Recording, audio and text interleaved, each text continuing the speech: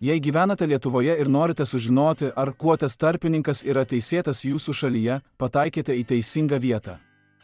Šiame vaizdo įraše paaiškinsiu jums, ar šis brokeris yra legalus ir ar rizikuojate atidarydami sąskaitą pas šį brokerį. Žiūrėkite iki galo, nes ne viskas taip akivaizdu. Pereikime prie esmės. Jei nueisite į Quotes svetainę ir pabandysite atidaryti sąskaitą, pamatysite pranešimą, kad brokeris jūsų šalyje nėra prieinamas. Galite pabandyti naudoti VPN, kad atidarytumėte sąskaitą, tačiau nerekomenduoju šio sprendimo, nes negalėsite išsiimti pinigų. Kiekvienas brokeris, prieš patvirtindamas pinigų išėmimą, reikalauja patikrinti sąskaitą. Patikrinimą sudaro jūsų tapatybės ir gyvenamosios vietos adreso patvirtinimas. Jei brokeris nustatys, kad naudojate VPN, jūsų sąskaita gali būti užblokuota ir visos sąskaitoje esančios lėšos bus konfiskuotos. Todėl siūlau susirasti kitą tarpininką, kuris priima klientus iš jūsų šalies.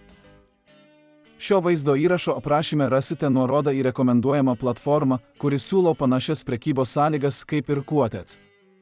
Mano rekomenduojamas brokeris turi puikią prekybos platformą, platų turto asortimentą ir minimalų vos 10 VST indėlį. Viena iš įdomiausių funkcijų, kuria ši platforma skiriasi nuo Quotes, yra galimybė kopijuoti prekiautojus. Jums tereikia įnešti indėlį ir pasirinkti prekiautoją, kurį norite kopijuoti. Turite visą informaciją apie prekybos istoriją, todėl galite priimti pagrįstą sprendimą. Galite atidaryti nemokamą demonstracinę sąskaitą, o jei tai padarysite iš aprašyme pateiktos nuorodos, gausite 50% premiją už pirmąjį indėlį. Šis pasiūlymas yra terminuotas. Tikiuosi, kad šis vaizdo įrašas buvo naudingas. Patinka šis vaizdo įrašas ir palikite prenumeratą, kad neatsiliktumėte nuo naujienų iš finansų pasaulio. Iki kito karto.